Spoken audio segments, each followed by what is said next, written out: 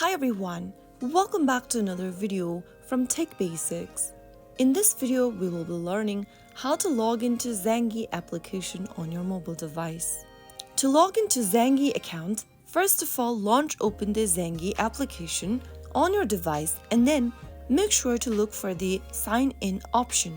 Tap on sign in and on the next page, you will need to enter your Zangi number which has been provided to you when you first registered for your account.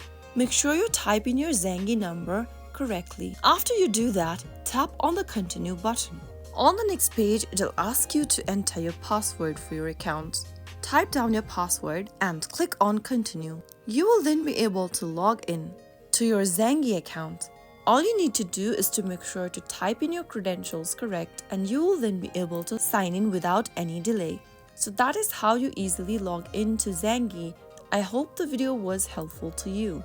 If it was, make sure to give us a thumbs up and don't forget to subscribe to Tech Basics for more Zangi tips and tricks. I will see you again in the next video. Thank you for watching.